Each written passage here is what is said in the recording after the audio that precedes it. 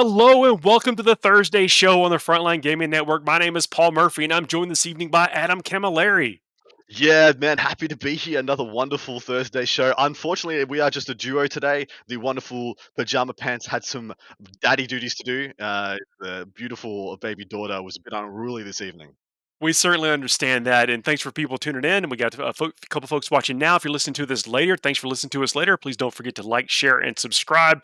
Leave us some 5-star reviews. It's one of the cool ways you can actually show support for the show, and other people may even find us and come listen to us and join in the chat and that kind of stuff. This is your weekly tournament hype show. We're going to be talking about at least two events happening over the weekend.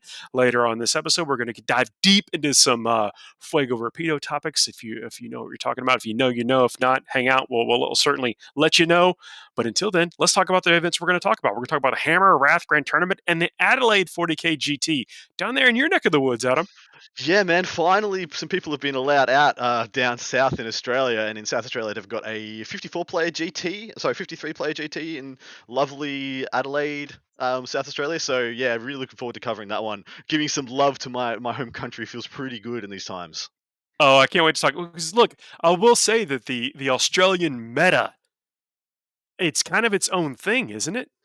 Well, yeah, like for the longest time, especially when I suppose you would have been through, really had a finger on the pulse throughout all of this time. But this last kind of 4 or 5 years, 6 years of the game's really exploded. All the borders have come down. All the communities are starting to interact and really starting to get coverage from all the different corners of the game. And Australia's always had this kind of wonky perspective that things don't quite go the way people think they're going to go down here. Like we have top table players who who just go on like a 9-month unbeaten streak with a list that no one else can seem to make work.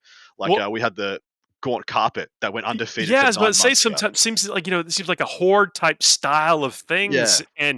and let me say that's just one example. We'll get there. I know I'm jumped ahead. We'll talk about Pasadena, California here in just a second. But I've just always kind of been impressed of where things seem to be going with Australia, and I kind of wonder if you were to take those players and put them in another area, would they take the same list, or is that just its own brew cauldron down there? It is and it isn't. So I think we've shown one of the big things that happened in 2019 was that Australia really, I think we put our foot on, the world stage and said, hey, we are not a joke of a community. And, we went to the WTC and came fourth. Played off for the win in the last round, and that was really our coming out story, our deb, so to speak. Oh, believe me, no, this is no slight. Because you have to play, with whatever you have to beat the guy across from your table, and Exactly those are right, also exactly other right. Australians. But when I look at the list, I'm like, wow, these are just interesting and novel. I mean, I don't know if we'll Well, get there, with the tournament we're going to talk about, but just as an example of things. Well, see, one of the beautiful things about our game, one of the things that makes us very unique, especially when we talk about comparing us to, say, chess, comparing us, our community to, say, basketball, golf, whatever. Yeah, every single player plays with the same rules. They have the same rules. They have the availability to go out and buy the same models. Sometimes that actually may change. You can't go and grab a B-Snagger box in some places, so to speak. But when you boil it down, not all athletes are made the same. Some are taller, some are shorter, some are, stronger, faster, some jump higher, so to speak. But when you get to 40K, we all have the same rule book. We all have the same models. We all have the same tape measures and dies and all those things. And so everyone starts from the same place. And then you have your own acumen and tactics to take into the game. It's one of the beautiful things about what we do, and I find that it's a really unique thing. So when we do see these cross-world communities that collide, we're all operating on the same metrics, so it all kind of works. Dude, I'm looking forward to see what we get to. But let's talk about the Hammer Wrath Grand Tournament, which is a 54-player Grand Tournament from Pasadena, California. So we don't have list, but we can look at the factions, and I'm curious to see if the factions have changed to accommodate the Grey Knights and Thousand Sons that we know that are going to be out there. Apologies, Paul. I forgot I left that line in. They do have live lists. We do have a couple of fun we do lists have live lists. Apologies. I just read what's on the teleprompter. I don't know what to do with my hands. TPM, best in the business. Yeah. Quick and dirty stats of this one. So 54 players, lovely Pasadena. 2 Admech, 4 Drukhari, 4 Sisters, 0 Orks, that is a donut for the Orks, 5 Grey Knights, 2 T-Suns, 2 Nids, 2 Custodes, or Crustodes, 2 Necrons, 3 Mixed Chaos, 3 Tau, 4 Death Guard, 1 Guard, 0 Knights again. This is kind of like the second week running. We've seen a couple of donuts for the Knights as well. And then 11 total Marines, which actually it's coming out around about, 10%, 20-ish% of the meta being Marines. And that's comprised 3 Dark Angels, 1 Space Wolves, 2 Blood Angels, 1 Salamanders, 2 Death Watch, 1 White Scars. Dustin, I want to bring you into the show. You just joined us, jumped in the video, man. Good to see you. Yeah, thanks for coming on again, guys. I heard you needed a third person, so I figured I'd jump in and invade the stream here. I missed you guys. Check out this legend. Like, literally, we met. So, PJ left at the last minute. Not saying he left at the last minute, hoping that his daughter would settle and he could do the show. But then, like, literally, we put out the Dustin call. We put the head, the bat mode. What's it? It's the bald signal. We all know what it is. It's a bald head with a Gene Stealer claw underneath it. I'm making that. I love that. I love it. Well, let's jump back into the list. So we see, I think this is expected, but we see the same percentage of Drukhari and Sisters, a little bit lighter on the Admech, but let's look at that 5 Grey Knight count there. 5 Grey Knights. Well, so this is an interesting thing that we're seeing. Like, technically, the Orc Codex got released before either of these T-Suns or Grey Knights codexes, but yet Orcs aren't being allowed to play at this, I'm assuming, because Orcs are in. I mean, the codexes are in a little bit short supply. Not every Orc player has them, right? You had to have the Beast Saga Codex. You had to have time to get there might be a little hobby lag going on with some of that, because what you want to take is not necessarily easy or available to everyone. But the Grey Knights, those Grey Knight players will be able to, if they were a player, they were able to take their collection. I've said this many times, but I believe it. If you had 3 or 4 Dread Knights, you had 20 or 30 strike squads, you could be playing 9th edition live today. And you could be playing, possibly the best of the first press list. We're going to break down one of these Grey Knight lists as well when we get to it. But one of the interesting things there, the Grey Knights, you have 5 lists in representation, more than Admech, more than Drukhari, more than Sisters. Is this going to be Grey Knights' time to smash a podium straight out of the blocks? I'm really excited because I think that's an overrepresentation. People love Grey Knights, and right now, powerful. They're sleek. They're powerful. They are great for your endurance because they're a marine-based army, so a fairly low model count, but yet high on the lethality and power. So if we're going into a multi-round tournament, a 5+ round tournament, I think if you can master Grey Knights and make them work, figure out the list of things, you are primed for success because you have an edge in the endurance game. Yeah, it's like you were saying, Paul. Like they actually already have so many models because there's no hobby leg with Grey Knights. If you own Grey Knights, you own all the Grey Knights you need for when a new codex comes out. Like you're good to go. Plus Crow. Plus Crow. Of course. Yeah. Yeah, obviously. New Crow. Because like literally most of the Grey Knight lists I've been hearing people talk about starts off with like one Nemesis Dread Knight and Drago. And you know what? Every single Grey Knight player has. Yeah, they have at least one Nemesis Dread Knight. At least one. Yeah. See, I'd say Grandmaster, 3 regular Dread Knights, and then a bunch of strikes, and maybe even a Rhino or 2 to play that mirror. You want to be able to eat people's smites. I mean, look, I'm getting ahead of myself here because I definitely want to talk about what this I think is going to have an impact on the scene because of what we've seen with people taking certain things to go up and trade with objectives, and these Grey Knights can go up there, play some line of sight advantage, pick off all those 5-man units that people are using to do actions, sit on objectives. It could be a Grey Knight weekend. Well, so you're absolutely spot on there, brother. So a lot of people have been talking about things like, Blade Guard, things like Vanguard veterans, and of course, I'm comparing Grey Knights to Marines because that's the closest comparison we probably have. But where Grey Knights differentiate themselves is that a lot of Marine armies have gone into high quality single purpose units. As in, you won't get a lot of dynamics. Your Vanguard veterans, yeah, they ain't got a gun. They'll throw a crack grenade if they're close enough, but they ain't contributing in any other way except for the fight phase. Contemptor Dreadnoughts doesn't have a fist in a gun. It's got 2 guns. It sits at the back of shoots. You got these these single purpose high value units. Grey Knights don't do that. They pinch hit in the psychic phase. They slap you around in the shooting phase, and now, oh my god, they absolutely butcher you in the fight phase. And I think think they're very well poised to do a lot of work here. You think about like what a 1 unit of 5 strikes used to be able to do, yeah? It would come down, and you know what you would do? You scramble with it, and then it would die. But now that unit starts try on to the get board. first the fray with a couple of D3 Yeah. damage and hope If you for the get best. lucky, maybe they get to do something. But now they come down, and you know what? You pick up 5 Cabalite warriors. You charge in, and 5 strikes kill a raider for you. And on top of that, you dealt a smite or two somewhere on the way through. Like, there's a lot of influence they can exert on the game. I think they're really well poised. Do you think? I know you mentioned Drago. What do you think he brings? So actually, let's talk about a list. I don't maybe you don't want to speculate, but let's talk about a list or two from this weekend. Yeah, absolutely right. So the first one, we're talking about Grey Knights. Let's talking about the list we've pulled out. This is Aurelio Carrera. He's playing. I love this because remember what I loved about some of the AdMech lists when they came out? It was a sleek, well put together single battalion detachment list. That's it. And this one starts off. Conserve those CPs, especially when you got quality strats. Well, that's another thing we can talk about, especially I'll just over to Dustin afterwards for his hot takes. But I feel like Grey Knights have one of the best suites of stratagems we've seen in quite a while, since maybe AdMech. Starts off with the Brotherhood Librarian, then he's got the Nemesis Nemesis.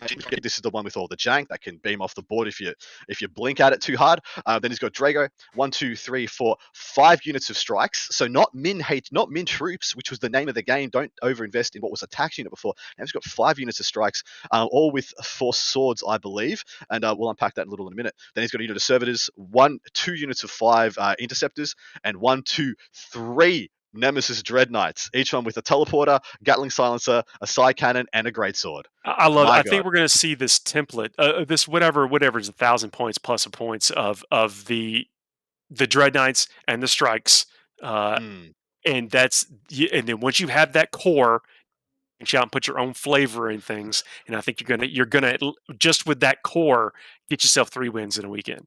Spot on. Dustin, what do you make of this list? And is it something you're scared of? Because to my mind, I think about myself as a NID or a GSC player. I'm like, this thing is a nightmare. Funny enough, I've actually been playing a lot of Grey Knights because I was afraid of them to begin with too, and they have so many tricks. Now, obviously, when I started playing them, a lot of the guys haven't really had too much experience with the new codex yet, so they haven't figured out all the kinks yet. I've faced, I think it was 6 Dread Knights before. I've faced complete strike squad spam. Both of them have a lot of play. I feel like there is a sweet spot with the Dread Knights. I wonder what it actually will be. 4 might. I think it's 4. Yeah. I think it's 4 because I can tell you right now, when I fought 6 of them, that was too many. Somewhere between 3 and 4. They were like running into each other, trying to get to me. It was a mess. But it's the strike squads that are actually the scariest thing to a lot of people. They should be. Those are the things that are going to get you the points. They're going to actually do a lot of damage you don't expect with some of those strats. Like, I don't know if some people understand some of the things these little 110 point squads with 10 wounds are capable of. Like, they're strong. They went. I think when we look back at the Tales of 9th Edition, we will look at things like the Strike Squad and the Interceptor Squad for things that went from legitimate. This unit is a joke to my god. This is a mainstay. I need to be scared of this. I need to account for this. And I think it's off the back of their melee output now. Yeah, I mean, of course, the second wound hurts, but Paul, their melee now is absolutely fearsome, isn't it? Oh, it really is. And I can tell you from experience, back in the day when I played Grey Knights, is that I had an interceptor squad almost done since 5th edition. Yeah. Dude, that's like what? That's like 16 years, man. Yeah, almost finished. Since and now it's time to get them finished.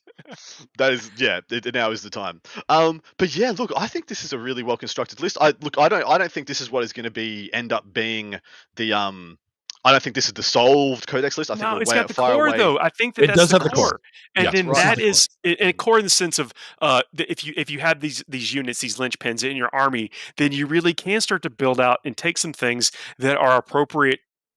You're going to face. I think that every tournament general has to go into it thinking, what am I going to face? What are the tools I need to make it through the gauntlet from round 1 to round 5 plus or whatever. And then once you have those elements, the strikes that we mentioned, the somewhere between 3 to 4 Dread Knights, then you get to that's when your science can come in. That's when to separate the good Grey Knight generals from the great Grey Knight generals, I think.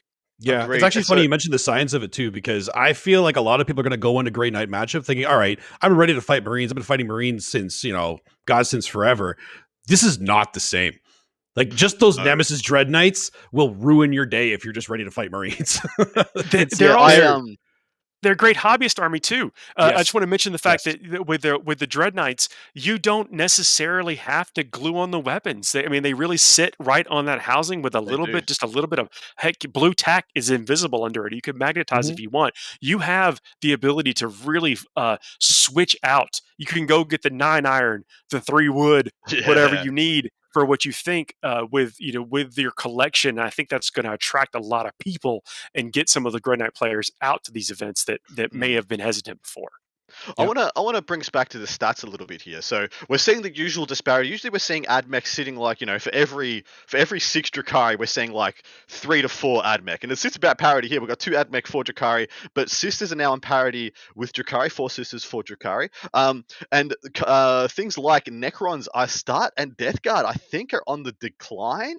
Am I crazy to say? There's still Death Guard here. That There's is still 4 all. That Death is Guard. like 9% of the field But is Death Guard. two Necrons is vastly reduced from recent times. We had events here where there was 11, there was 12 Necrons in a field of like 70 people, and now we're seeing 254. I feel like they are in need of a lifeline. They're in need of someone to throw the the buoy out to them, because I think they're drowning a little bit in some of these newer lists. And also the Zero Knights. This is the second week running, or possibly even the third week. I think, Paul, that you and I we've called one of these events, and they've had an absolute donut for the big robots.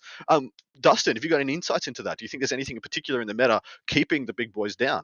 You mean the Knights specifically, or like Knights Chaos? There's Zero Knights, no Knights. Renegade, no Imperial. To There be could honest, be like one knight in a list here or there that we haven't seen, like in some of the mixed Imperiums that I didn't have a chance to check in all of them, honestly. Mhm. But zero primary or mono of either of those. See, it's funny because I think it's actually a double-edged sword in the fact that there are no knights, so people are bringing things they don't need to be ready to deal with knights. But if there were knights, suddenly knights would be bad again because people would be ready to fight the knights. Well, they're Yeah. like, oh, I got these 6 eradicators that I just took coincidentally. Yeah, or exactly. Just whatever. coincidentally, these things just wreck your entire army themselves. A lot of the thing with the knights, I think a lot of people are afraid of the terrain with knights because they're afraid they won't be able to move stuff, they won't be able to see stuff, and that's the major drawback to people when they are thinking of taking knights. Every single person, because I know not a lot of knight players, every single one of them, whenever they're about to go to a tournament, they say, okay, what's the terrain going to be like? Because I want to bring knights and I want to know if I can. I'd like to be able And to it move feels across. bad. The I'd like to be able to table, move across the board. And honestly, Yeah. the best terrain for them is the proposed GW terrain. Yeah, it is. It really is, isn't it? 100% is. It's short, but it's got a big sphere of influence, so it's not Mhm. bad for the opponent, but it allows enough space that the knights always can get around and get in. Yeah, get in exactly. There And even hiding in it is not going to save you because the knights can move forward enough, touch the outside of that terrain, and be able to see over top of most of the terrain that's going to be there. So it gives them a lot more viability. And I think people will bring some knights when they know that's the kind of table they're going to have. Yeah. Terrain is a big thing for them. Terrain's the major thing for knights. Let me talk about Necrons for a second. The Necrons, one of their like bread and butter, their meats of their, I guess, durability on the tables, they can hang on with 2 or 3 models that didn't die in the shooting phase, aren't able to get caught in the the close combat phase, and then start to reanimate and that kind of stuff. And now with the Grey Knights and the Thousand Suns being able to compete in all 3 phases of the game and really peel off those wounds, I think they're going to even further struggle. And I don't know that that's what these Necron generals were anticipating with this particular field, but I think that's going to be a problem for them to overcome as we move deeper into this season. Well, you're absolutely right.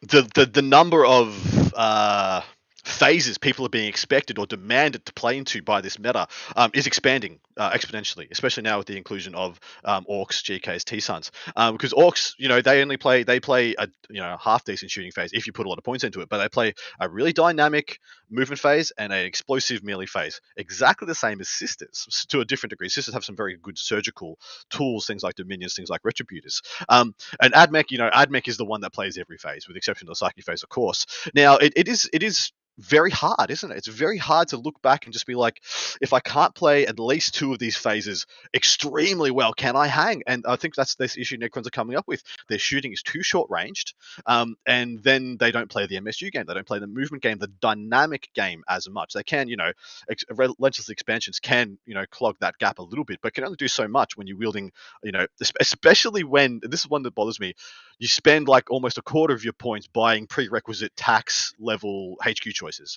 The HQs just need to go down in points, man. They're too expensive for what they do.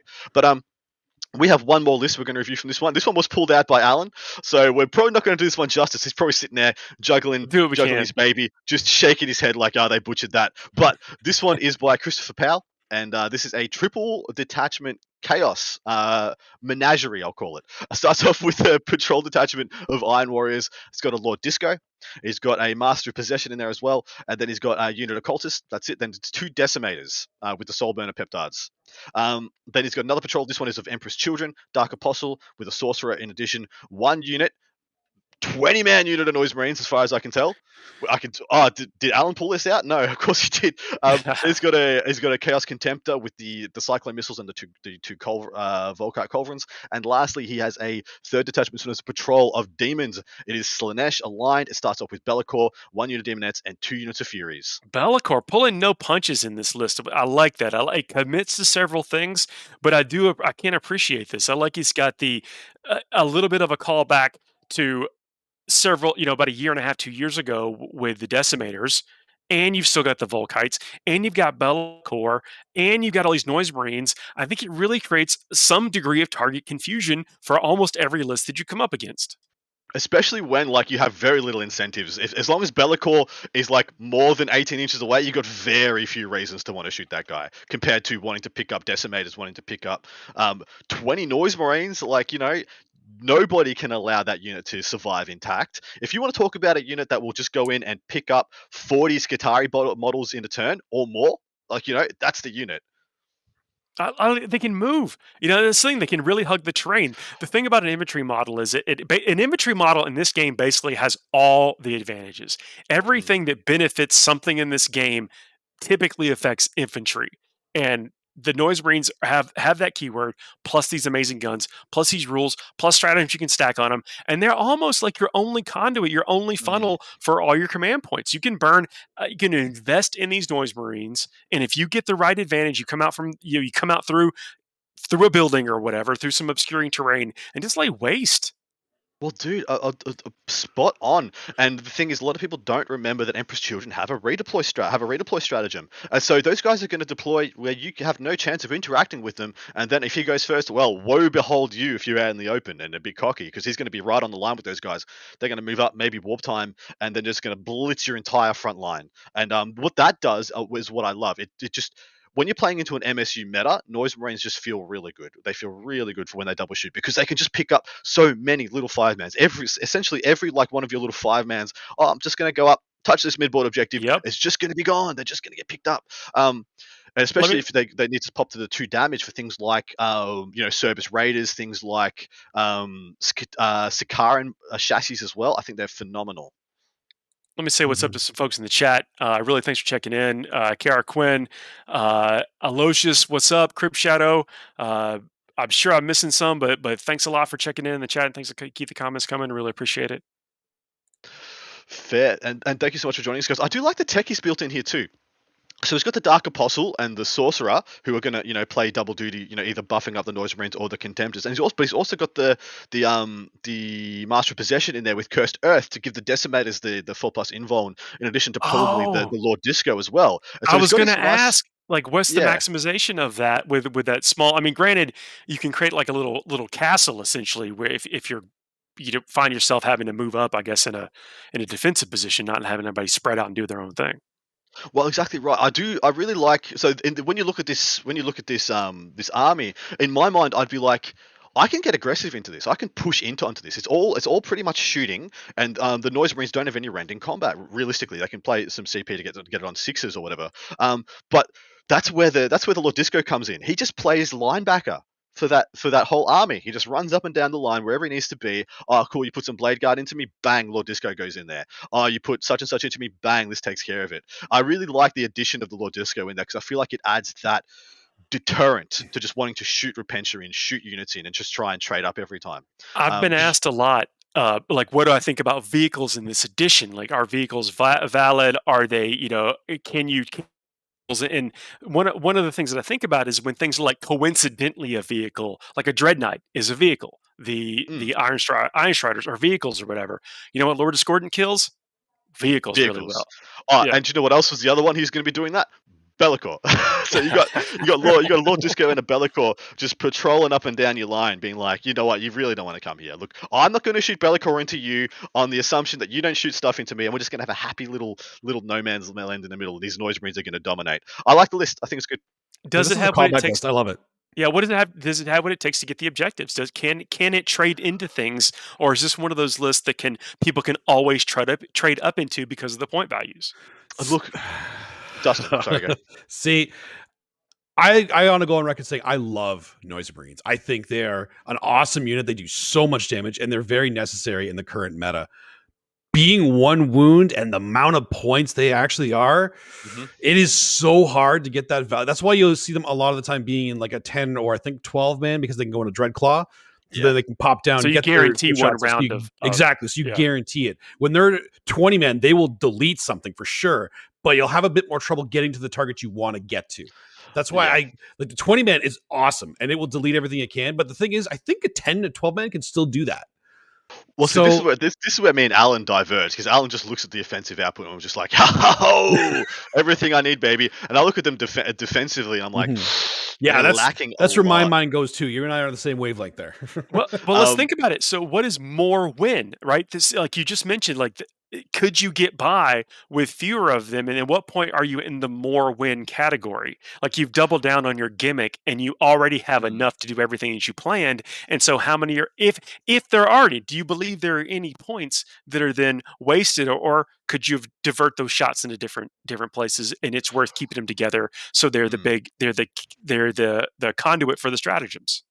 Well, exactly right. They're there to be the strat dump, to be the buff unit, to be the pseudo Death Star, isn't it? Because that's where, apart from Cursed Earth, every other buff is going to go on these guys. Every CP is going to be spent on these guys, and everything else is going to just go into making them work. I'm assuming there's something Bellicor can do from them as well. They're not disciples of Bellicor, so I don't think he can make them untargetable, which is what I thought initially. I thought he's going to have 2 Decimators and two Decimators, Bellicor, and his Contemptor walking in front of 20 untargetable Noise Marines. And you got to shoot all through these 4+ invuln, high toughness vehicles in order to get to this stuff. And I thought that was really clever. That'd be really cool. But it's not. It's a triple detachment. That would not be okay.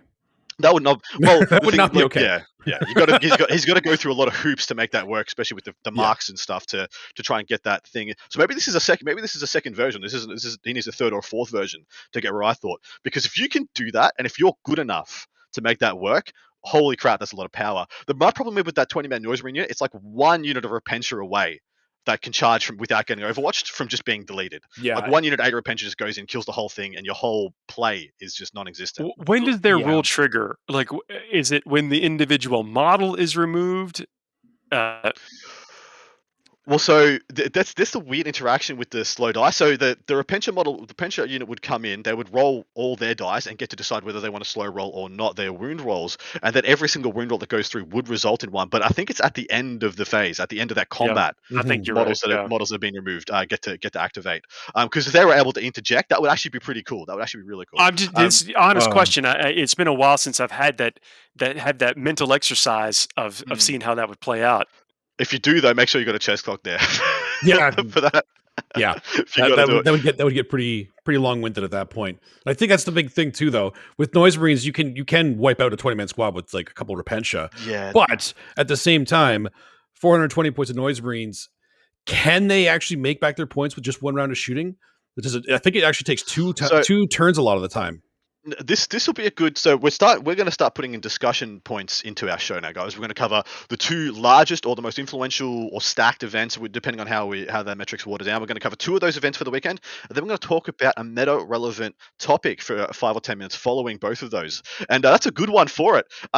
Do we still need to allocate a unit's value to it getting its points back? Because I think that those metrics are starting to change for 9th edition. I'm going to put this on the back burner, but I just want to point out now, things like, a single Urgle that can go out and get you 10 points in the primary. It's never going to get its points back, but 10 points on the scoreboard, I think, is worth, 200 points on the table, like a 200-point unit. At some point, you got to put the points to the actual game points to too. close out that last thing. It's the music of the apocalypse is do not remove the destroyed model yet.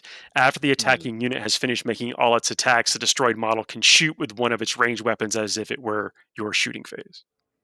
Nice. Yep. So it was how we thought. But yeah, even then, they'll still get to trade to whatever unit goes into them. But the issue is, like, it's 20 models for a quarter of your army in 20 wounds. It's a bit rough. We're going to move on to our second event now. This is the Adelaide GT. This is down in the beautiful kind of Australia at the moment. This is our beautiful South Australia, though. It's the quick and dirty stats here. 53-player GT, Adelaide, South Australia, of course. 3 AdMech, 5 Drakari, 2 Orks, 2 Sisters, 2 Grey Knights, 2 T-Suns. So that's very homogenous. 0 Tyranids of any stripe. None. I mean, a single tier comes down Dustin's cheek. 3 Crustodes, 6 Necrons, 6 Chaos, that being 2 Demons, 3 Chaos Space Marines, and 1 Mixed. 6 Death Guard, 0 Imperial Guard, 0 Astra Militarum, 0. 1 Knight player, 1 Imperial Knight player. Oh, there he is. Yeah, there's the guy. There's our hero for the week. 2 Mixed Eldari and 11 Marines again. 11 Marines for the previous, 11 Marines for this. 54 players in the previous event, 53 players here. Essentially the same percentage of the event. 1 Dark Angels, 3 Space Wolves, 2 White Scars, 3 Ultramarines, 1 Black Templar, 1 Raven Guard. What do you make, gents? I've seen a lot of love for Ultramarines recently. Yeah. So I'm finding the unpacking of the Astartes super faction. I'm calling Astartes super faction now because why not? They got like 20 books. I mean, there's going to be 9 books or whatever. That's not wrong. But I find the little ebbs and flows. Dark Angels, to my mind, are on the decline. They used to be the most prevalent one in every single one we read. I had Dark Angels be the one to read out first because 9 times out of 10 it was the most prevalent Space Marine faction at the event. But now things like the melee factions are on the rise again. We're seeing, with the exception of Ultras being the primary shooting mode moving forward, with Iron Hands possibly being second fiddle or first in a couple of months. Space Wolves, White Scars, Blood Angels all seem to be on the rise, guys. What do you make of it?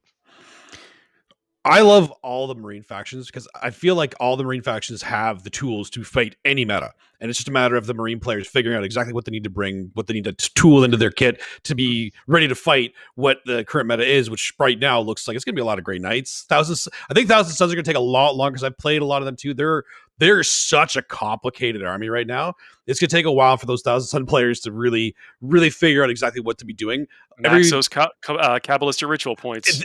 I think people are undervaluing that too. Like a lot of people look at it and say, it's neat. But like, no, man, those things they're strong. But there's so many psychic powers. There's so many things to keep in mind. And the order of operations with a lot of the powers you want to do, it's going to take a lot for them to get in there. But the Marines, they have the tool for everything. They have librarians. They have good shooting. They have good close combat. It's just, what do I need to bring for this current meta? They don't need to bring a lot of eradicators because there's no knights except for that one guy, But having that one little eradicator unit tool just in case you come across something big is really easy to just throw in there and have it to have that tool in there. So I'm not surprised that a lot of Marine players are still around. They should be. I think I can safely say they're the most popular faction in general, right? Look at the rise of Blood Angels coming in third in a major tournament. Yeah. With careful play or whatever, and Marines can be capable of that. But I want to talk about the Death Guard. The Death Guard, with a surprising, small number of units compared to some other codexes, they really have a lot of tools in there. And I'm curious to see if their list are evolving or if they're still taking just the same list they've been taking. Slow and steady, wins the race. Finally going to pull some things out. Yeah, they seem to be broken into 2 different archetypes now for Death Guard. There seems to be the Terminus Est, of course, which is as soon as you write down on your list Terminus Est, your list then just auto-populates because you just you get what you get. But then we've got the other one, which I think it's looking It's really weird because people are usually giving up Terminus Est or deciding not to do it because they think PBCs and Blight Haulers are the way to go. And I don't disagree. I prefer to having the PBCs, especially in this MSU meta where the no line of sight shooting is just cherry plum. I prefer having them myself. Then we're seeing them have this weird polarity between min-maxed Death Shroud, making up a lot of the core, like 3 units of 3. I personally, I prefer 3 units of 4 because I think they just trade a little bit better. And then, one blocker like 20 Poxwalkers, then here, like a lot of little characters here, there, and everywhere. It's kind of a weird thing to wrap your head around of. They all seem to have the Stenchvat's Blight Spawn, whatever his name is, Foul Blight Spawn as well. But apart from that, there's not a huge amount of same going on around that. I see some people taking Plague Marines. I see some people taking their 10-man brick of Blight Lords. I see some people taking Possessed to offset a bunch more Poxwalkers. It gets really interesting from there. It is very interesting to see the mix of units that no 2 Death Guard lists seem to be the same. And with, I'm on the other way. I believe that Blight Lords are the way to go, and Death Shroud could be a little bit of a liability. I want to see some of the PBCs exactly, but then I want to see some Flesh Mowers in there. Yeah, well, see, you're big on the Flesh Mowers. I'm actually big as well. And see, the thing is, this is what Dustin was saying before. The less knights there are, the less people want to take chickens, the less people want to take eradicators, which makes things like the Flesh Mower that much better because they're in a really awkward place to handle for non-ultra dedicated, like non-las cannon multi-melter equivalents, because they got that invuln and the -1 damage. You can't just go solve that problem with autocannons, because autocannons are a nice happy medium. They're decent density shots to go into, things like Marines and infantry still, and they pinch hit up into vehicles. But it's a horrible thing to shoot into a Flesh Mower. It does 1 damage, wounds on a 4, and he gets a 4-up save. Even if their Devastated Doctrine gets a 5-up invuln, it's horrible to shoot into them. And so I like where they sit at the moment. And the same thing could be said for the Blight Haulers as well. Yeah, it's funny too, because we were talking about all the reason that the Knights are going to be there, and they started showing up people are going to have to start bringing those big weapons. But because Knights aren't there, that's the reason you're seeing a lot of Dreadnoughts everywhere. Like every kind of Dreadnought army with the -1 damage, because they're not bringing a lot of dedicated Knight-killing units. Dreadnoughts are huge value in the meta right now. Yeah, and you look at... So good. Dreadnought's so good. Yeah, go ahead, Adam. You look at the things we're putting on Dreadnoughts now. We're not taking as many Redemptors with the anti-tank gun plasma stuff. We're taking Contemptors, which have Volkites with no AP, strength 6, and you just hope for those mortal wounds if you fight something big, Well, it's 16 shots coming out of those things. You don't necessarily need the AP. You're going to get weight of fire. We're taking 2 damage. Yeah, we're taking high density, medium strength, 0 rend gun as the best gun in the game right now because of the meta we exist in, because of the MSU meta, and because there's not as many tanks. Dude, you want to talk about how bad autocannons are into that Flesh Mower? You know what's even worse? Those Volkites into those Flesh Mowers. When you got a 5 with no rend, 1 damage, might as well be shooting a bolter. I will say Volkite's still strong. Although I don't want to sidetrack because we actually have an Orc list with the new stuff. I think it'd be fun. Let's talk about any Chaos list, any Imperial list. If you happen to own a couple of Contemptors with Volkites, you can hang. Play the game. All right, so we've got 2 top players in attendance in Australia, of the top 20 in Australia. First one being our number 1 ranked seed, Mr. Adam Napier. He's ranked top in Australia at the moment. He's the TO of Adelaide Uprising as well, which has kind of become our last year was our end of season, LVO equivalent over here. He's playing Drakari. I'm not going to cover his list because it's standard as hell. It's Dark Techno with 2x3 Chronos, some Raiders with Incubi and stuff. It's pretty much what you'd expect.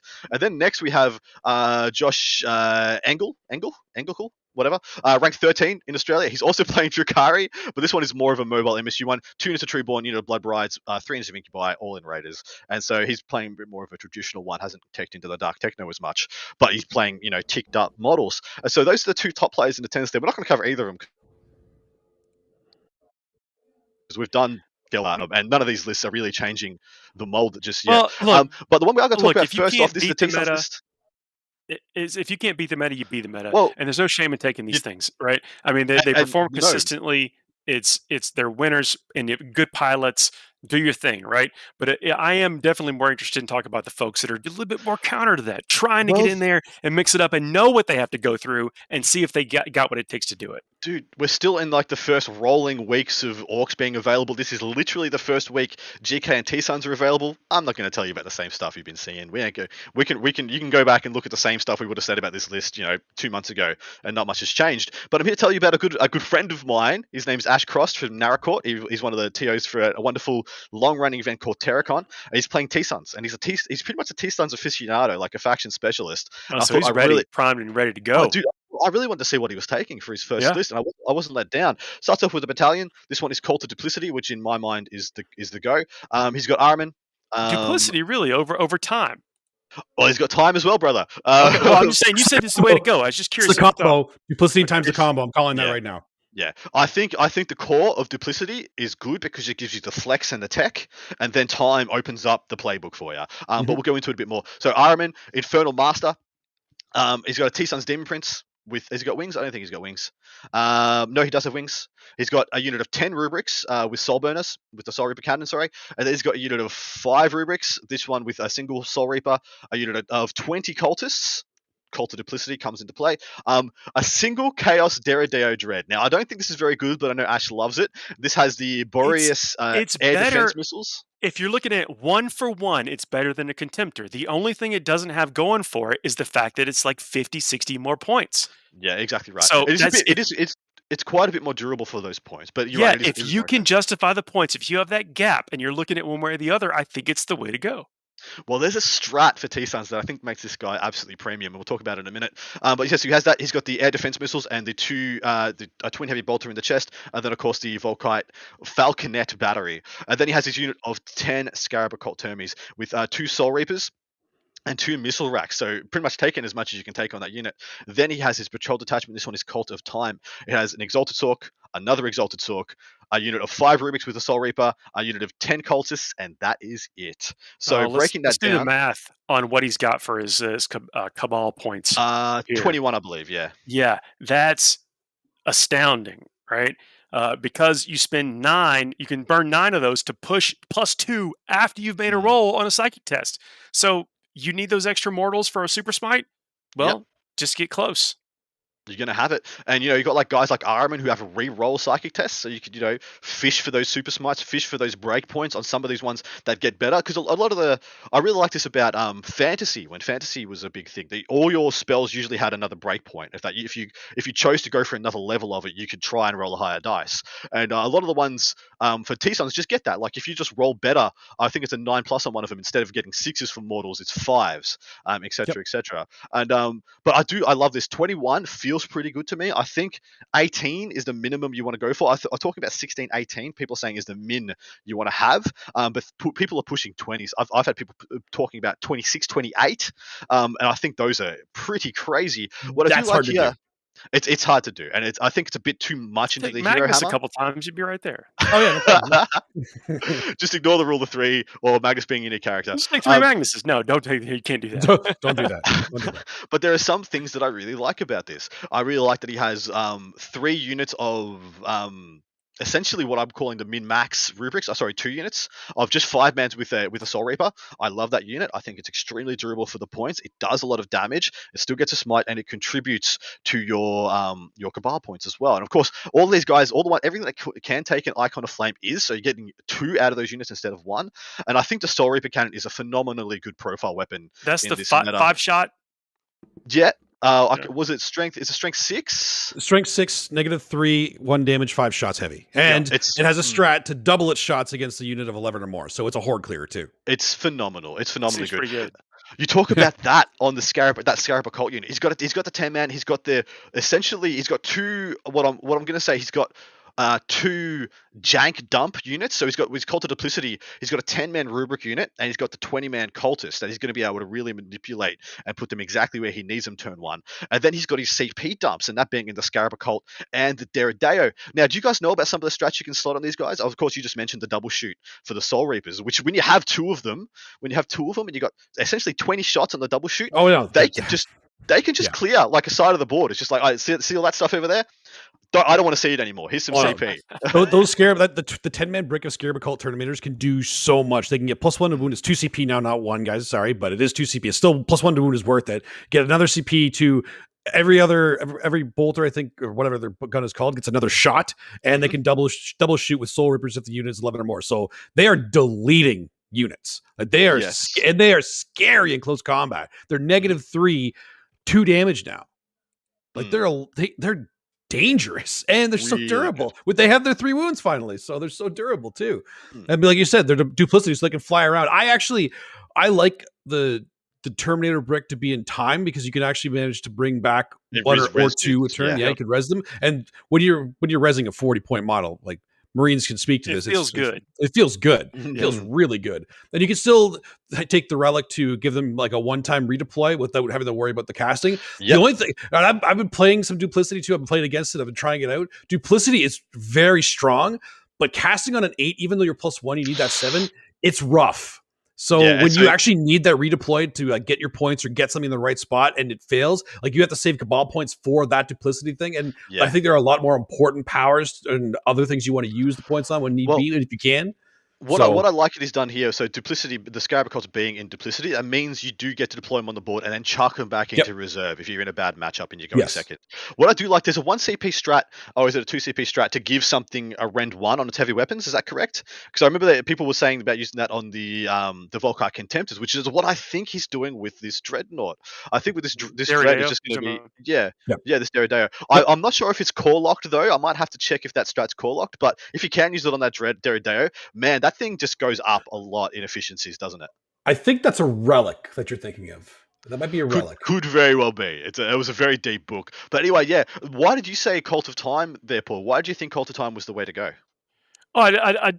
So it seems to be there's power in that, and then bringing back the troops, essentially. The troops. I mean, that's really when you can if you're going to play the Terminators, and I'm not even positive that the Terminators is the way to go. I think actually as the list evolve, we're actually going to see fewer Terminators and more rubrics come in, or even the what are the Mauler Fiends that shoot the Forge Fiends? The Forge Fiends. Well, the Forge Fiends, yeah. You know, I think we'll see more of that stuff instead of Terminators. But I think if you're going to take Terminators, then just like you said, just being able to bring them back on the table. It just whenever you've eroded some of that work from your opponent, it just like you just feel like you're getting game. Yeah, spot on. I'm a big fan of this list, and this feels like a first press list. Like he's taking kind of a bit of everything. He's going to try it if 10 rubrics are still good. He's going to try it if 20 cultists still. 20 cultists is still worth taking. He's going to try it if 10 Scarab Occults is up there. What I think is going to boil down to, I think people are sleeping on the fact that T-Sons can do a decent MSU. The problem is they can't do melee MSU. Outside of like. They don't have to. They get all their melee done in the psychic phase. I was about to say they don't. Oh, sorry, I didn't mean to jump. No. But dude, perfect. Dude, you guys have been doing this too long with each other. It's perfect. Finishing each other's sentences. But you spot on, man. But you have to play the game a different way when you take that thinking into account. And it might take, especially new T-Sons players, a little bit of time to get their head around it. But like I've been having people tell me how many mortal wounds their T-Sons lists are putting out, and it's terrifying. I had a mate telling me he was putting out 30 mortal wounds, like on average in a turn. I was just like, that's ridiculous. Oh, Nurgle Matt, thanks for checking in. As Ganny says, he's building a Forge Fiend right now.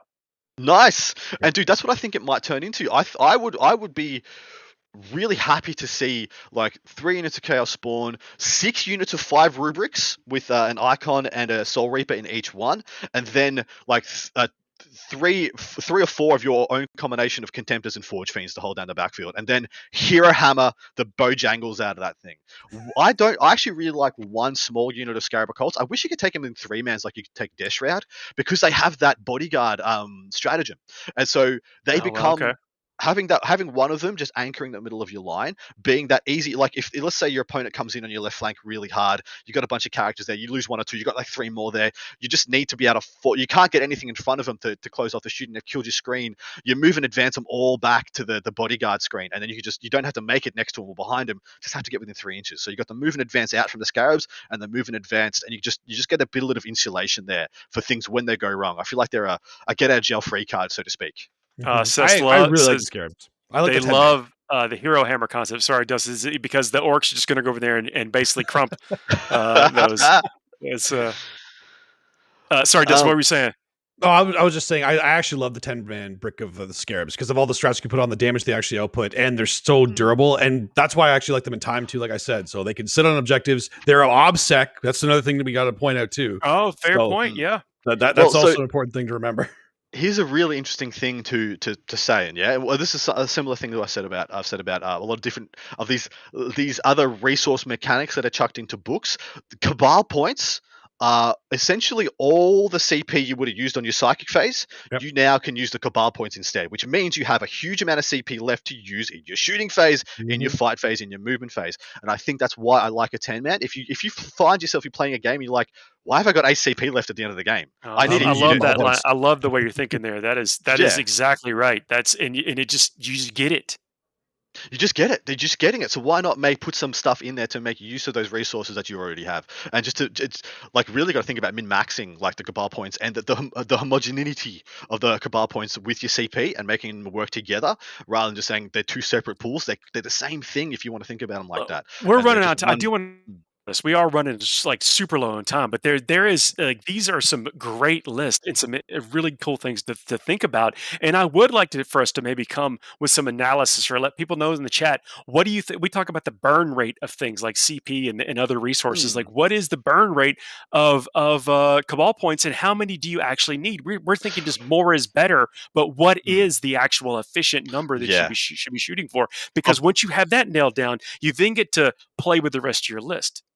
Exactly right. I'd be really keen to know what people think is the right number. I'm thinking it's somewhere between 18 and 20 as mine right now. But we got one more list to talk about, and then we're going to go straight into Fuego.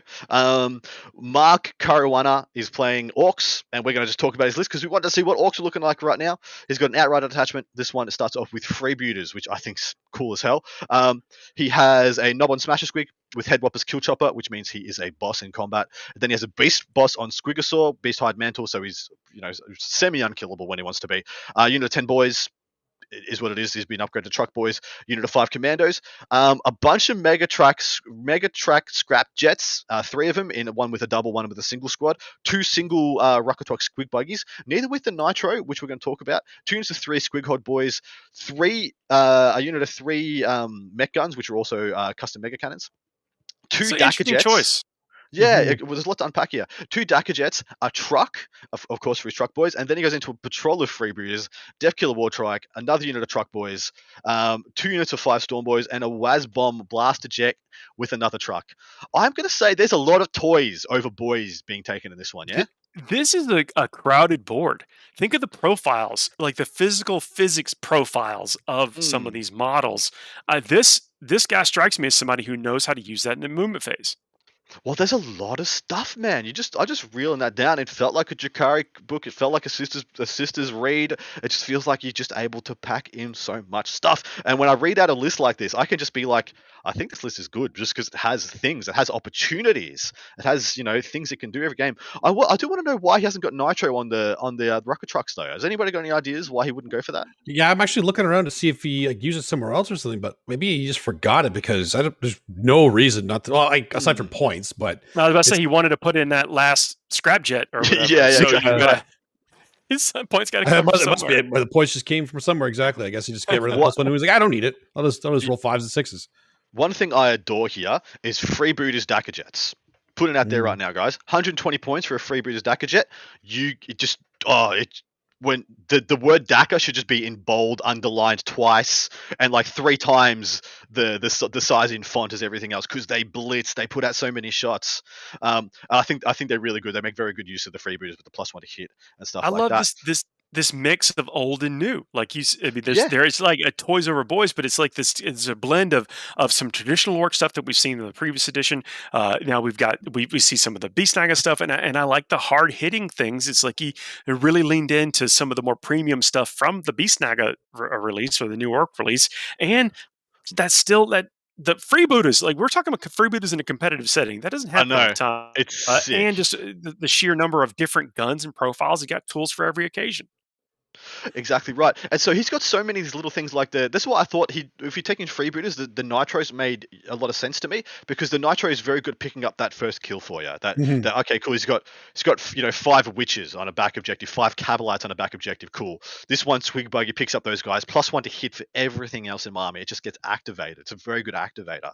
But those, as soon as you get that +1 to hit on the Daka jets, and like let's say, you hit your war, your speed war, whatever, from your what's the guy on the tripod? The guy on the the Death Color War Trike. Yeah. He calls. Can he call the? I was like, I think that's a Necron thing. I don't know if you're talking about the same stuff. Yeah, but back to Daka jets for a second. So each one of them comes with 4 super shooters, which are Daka 6/4. So when they're not, and they're range 36. So at 18-inch range, that's a lot of shots, guys. That's 24 shots from each one of these. That's strength 6 -1 damage with the +1 to hitting on 4s. It's a lot of Daka. And then they get plus extra shots when you call the War. And so, sorry, that's what I was trying to get at with the speed War. They get extra shots on the Daka weapons. And so, yeah, they just go crazy, especially with the +1 to hit. They just blitz all these MSU units. And I do love that they don't have like twin super shooters. They've got 4 super shooters. So you can go 6 shots here, 6 shots here, 6 shots here, 6 shots here, and just see what you do, because you're orcs, and who knows, just let yeah, sometimes you just roll 5s. Exactly right. Sometimes you just roll 5s, or if freebooters roll 4s. I don't mind this list at all. With 2 orcs though, just as the faction number they're holding it down, I think it's going to be a tough road for them. But I'm interested to see if this is more like a tester list. Like I'm going to include all these weapons in here, see what really performs, see what people have, and then lean in tech to whatever performs the next list that they bring. Yeah, that's actually what it looks like to me. Like I agree with Paul on that one for sure. Because when I look at this list, there's just so many other things in here. I feel like it's almost like a test run for him to see exactly what he really likes, what performs well in the tournament for him, and he's just going to lean into it, like Paul said. Well, so this is a bit of a tale of Australia at the moment. Australia, we're going through a lot of rolling lockdowns at the moment, and so different people have played at different amounts of 9th edition. This might be his first games with this codex, and he's just like, well, I'm just going to take all the new stuff because I managed to get a Beastnaga box, and I'm a boss, and I'm awesome, and I'm going to get like 1 or 2 of everything else, and just see what I like, see what I enjoy. And yeah, so I think it makes a lot of sense to me. The only things in here that really seems like he's put in for the power is of course the Beast Boss on Squigosaur, the Knob on Smasher Squigs, and the 2 Squig Hog boys and the Rucker Trucks. Apart from that, everything else is kind of just his own flavor, his own take, which I like a lot. Yeah, I actually have seen the custom mega cannons, and I'm down with them. I think they're actually really good in these lists because they're one of the harder hitting shooting that they actually need in a lot of because they have so much Daka that they'll clear hordes MSUs, but they need a few things that are actually good at killing bigger things. And I feel like that actually is a good way to lean into it. The scrap jets are not bad at it, but he only has the 2, right? So. Yeah, he's got 3. He's got 2, a unit of 2 and a single. Oh, unit of 2, unit of 3. Sorry, yes. Yeah. Oh, I thought the other one was yes, right, the scrap jets. Yeah, I was like, that's not an actual jet. It's not the other. No, it's not. It's another truck thingy, like bike thingy on a reinventing fly. I remember that. Reinventing fly, awesome. exactly. That's right.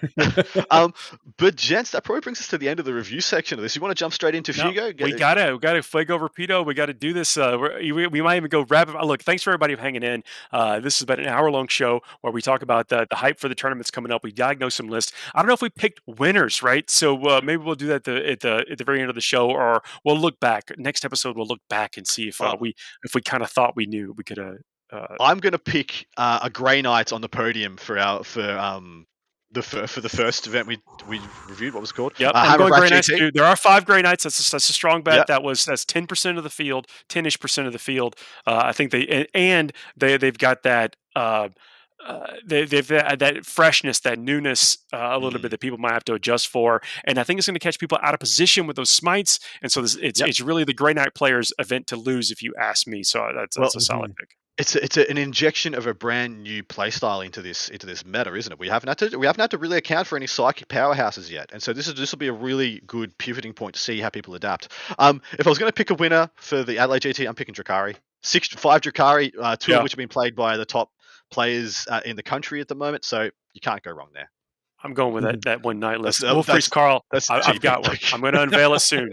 Thanks for the chat. So, let's go into Fuego Rapido. Line it up. Let's line it. So this is a segment where you have 2 minutes to run down a topic. We actually spend a little bit of time talking about it, and then once that time is over, we stop. So here we go. And Dustin, I'll lead off with you as our guest. Is 40K too simple now? Too simple. Have you seen Thousand Sons' new book, man?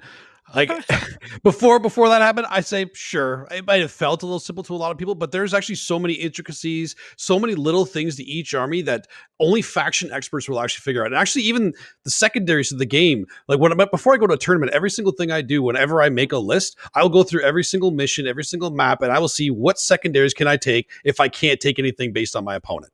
And that's a lot of intricacy. I don't think it's simple. It's not too simple at all. They tried to simplify it, and I feel like they went away from that, whether it was incidental or on purpose or not. It just happened. I actually love where it is right now, though. Say, Adam, what do you think?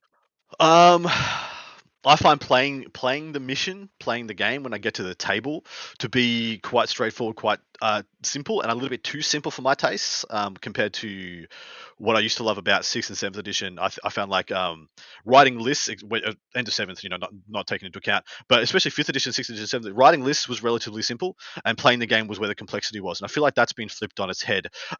Understanding, comprehending, and getting armies and factions to work at their top level is where I find all the complexity is. Like, you talk about how complex AdMech is, how complex and how deep, especially things like T-Suns. I feel like T-Suns is probably the best example, as Dustin said. There's going to be some real analysis paralysis, some real issues trying to figure out what the linear way to victory is for those lists. I don't know if that's to my mind, it's not better than it was. I like my complexity to be on the table when I rock up and to get my my brain power going, and I feel like there's a little bit too much front-ended in 9th edition. I think it is not. I think some people think that yet there's also this complexity. The complexity shifted. So next topic, best and worst keywords in 9th. I'm going to start off with, could anyone in 2 seconds tell me what defensible means? the keyword in that? So you can set to defend or the 5-up Overwatch. You get the gold star for this episode. Yay. Competitive player right here. Best keyword is Blood Angels. So, wow. Just mic drop. Fly was easily the best keyword in 8th edition, wasn't it? Yeah. Yeah.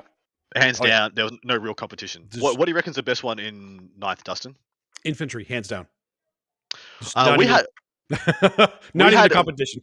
No, I don't think there is, but I think I think 2nd and 3rd are hotly contested, because I think Bodyguard is one of the second best. Bodyguard is very good. Yes, Bodyguard, and I think Fly is still up there. It's Paul, maybe not the best, but it's still. How big is Fly now for your Sangard, your stuff? I mean, it was huge before, but is it still as relevant? Yeah, no, it is. So it's not quite as relevant because of the way that the charge interacts and things like that. But it's very big because it allows you to play a similar game. Like, one of the reasons that Drukhari are so strong is because they could just simply fly over things when it was appropriate to do so. And that is, and you can blank some of your opponent's turns because you get to ignore things. And so anything that allows you to ignore something that other models, other armies, other things don't, I think it really spikes it towards the top. And so I think that's, if I were to rank the keywords in importance, I would start with the ones that let you ignore the most things, and Fly is really up there. Yeah. Well, you perfectly said, man, because that's the reason infantry is so good, because you get to ignore terrain. Yeah. So exactly. That whole ignore thing, I think, spot on. Yeah. Yeah. And Blood Angels. So, obviously. All right. So you're right. That was a pretty good thing. So does 9th need more or fewer FA? Adam, we'll start with you on that one. Needs more, to my mind. I don't know what's changed at G-Dub. I don't know what's been altered, but their amount of interaction they're having with the community from a rules point of view has dropped off like a cliff. the amount of time we're waiting for rules updates and for things to alter or change is really gone down, and it shows maybe there's been a paradigm shift. Maybe this is just the way things are going to be here ongoing. But the fact that how AdMech and the FAQs they're bringing out for factions have been so lean, have been so lacking in density or legitimate changing of metrics, leads me to believe that. Could you necessitate? Can you say that it's absolutely needed one, or do you just want a change in metrics? Are the rules getting tighter? Are you looking at FAQs as an errata or as a clarification? And this is a valid question, not a challenge, but I think a question. No. That's absolutely. I'm very happy you said that as well, because what we're seeing right now is the only way they're changing metrics, or they're changing the way units are played or deployed, is by points. They're not changing. The only real stuff they're actually changing in FAQs is the really dumb things like the eternal attacks, succubus, and stuff like that. Stuff that's obviously erroneous and not as intended is getting removed. But apart from that, like chickens losing the core keyword has been the biggest change, and that didn't change them hugely. Isn't it, Dustin? What you think? It's not necessarily that it needs more or less per se. I think it needs to just be consistent. Like it needs to be 2 weeks after the codex every time, and then the same 6 months, so we at least know when to expect it. Because when it's inconsistent, we don't know all the time for sure if we can bring an army, bring a certain unit without it getting fact in time, or if we're painting it up. Like the hobby leg hurts us in that sense, right? If it's consistent, then they're ready for it. I think.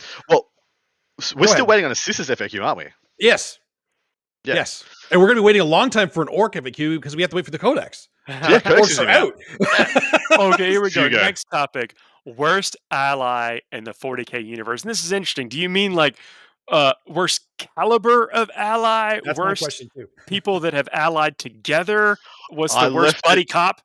I left it open-ended as I possibly could because I wanted to see what you guys made of it. And I'll direct this one. I want Paul to answer first. This was the worst ally in the entire Warhammer 40,000 universe is the Necrons. Why? Well, because of this little situation that happened on Ball one time. There's a personal story there, I think. I actually thought when you said Necrons, I thought you were going to say Star Gods, because the Star Gods were a horrific ally for the Necron tier. Just jerks. Absolute bastards. Dustin, you got a response? The absolute worst ally, somebody like the guys that I wouldn't want to be standing next to on the field, is the way I kind of look at it, would be Orcs, because they're just going to punch you in the face if they get bored. So, I mean, they would be the worst to me. If you can stay separated from them, so you're just like, okay, we're going to fight these guys. We'll stand over here, and then we're going to fight these guys together, okay? Then let them go to their own devices. They'd be okay. But the moment you're fighting beside them, you're fighting them. So I'm surprised neither of you guys said Nids. I thought Nids was like the obvious answer. Just like I would love to ally with Nids. I could hang out with a Nid. I'd hang out with them, go drinking with them, drink some biomass together at the bar. Just have some shots of biomass with like a Tyranid Prime, and he just gives you a high five. Say, "Good battle, old chum." And hey, where's that other arm coming from? Well, I guess we got those now. I'm a G-Cycle player too, man. I'll grow those out. I'm trying to. As a guardsman, as a guard player, I think Inquisition's up there. Someone in Satcher said Inquisition because you know what? Nothing good comes from that. Yeah. They're sending you somewhere horrible, and either the enemy's going to kill you, or they're going to wipe your brain, or kill you afterwards. It's bad time. Okay, this is an interesting one. Did the Emperor plan it all? I've been thinking about this since I kind of got a spoiler for that we're going to talk about this, but I won't start. Dustin, what do you think? Absolutely. There's no doubt in my mind he planned it all. The simple answer is he would be dead if he didn't, right? Oh, well, he could be dead now for all we know. He's not dead. He's not dead. what I think is the Emperor is the ultimate like analyzer of the state of play. Mm-hmm. So and I don't want to give any spoilers, right? Because there are some things that I think happened that the Emperor did not plan. The moment they happened, his plan instantly changed. And so he could adapt and basically try to overcome until the point where we end up putting him where he is now on the Golden Throne, because that was the final play. That was the play that had to be made. Sanguinius did enable all of that and is the one that allowed the Emperor to do that. Now, personal feelings coming in. But I think that the Emperor, while I don't think he planned it all, I think he was the ultimate reactor to everything when it happened, the events that did occur that then enabled him to change that plan. So it was always the perfect plan at the moment, that things changed. So Digiera in the chat has just pointed out the Emperor is the real Zinch. The Emperor's the real just as planned, according to Paul. Everything just as planned. So I swing like a pendulum on this, whether the Emperor knew exactly what was going to happen or not. The way he treated some of the, I'm listening to a lot of the Primarch books. The way he treated some of the Primarchs, you're like, how the hell did he think these guys weren't going to turn? Like Conrad, Angron, Purdy, how did he not see this coming? How could he possibly not see this coming, being the master strategist and analyst, as Paul said? But at the same time, there's no way he saw the Webway project going the way it did. There's no way he saw what occurred with Magnus. There's no way he predicted that. And so that plays into pretty much what Paul said. Like, he's just a constantly adapting, ever moving target, and he's always trying to be on the go with his plans. But yeah, I honestly think he did, but not for the outcome, that ended up occurring. Look, that's our show, folks. That's the end of the Fuego Rapido. That's the end of our tournament rundown. This has been awesome. A lot of activity in the chat. Thanks for folks that are joining us live. If you are joining us on a podcast aggregator, please in the future, like, share, subscribe, leave a 5-star review. As I mentioned in the beginning of the show, that's a cool way to interact, kind of hassle-free way to interact. Leave some comments in the YouTube. Let us know some events that you'd like us to cover, because we pick, some of the big ones happen over the weekend. If you are going to an event that it's over that 50 player, whatever, let us know in some comments, and we'll try to cover it on the show and maybe even pick out your list. Who knows, man? We love giving fan service on this thing. The Frontline Gaming Network is all about the community. It's always been about the community, and so anytime we can interact with you guys, we always love to. Wolf Priest Carl in the chat. Magnus, it's his fault. Lots of exclamation marks. I agree. He certainly doesn't have an axe to grind. No, definitely not. And you definitely don't have any bias or agenda either, Paul. 100%. Definitely not. Oh, sir, it's been a pleasure talking with y'all. Dustin, again, thanks again for jumping in the last minute and hanging out with us. It's a pleasure. Gentleman Rich behind the scene, Frontline Gaming Network, thanks for letting us be on. We will see y'all next week. See you then, guys. Pleasure, guys. See ya.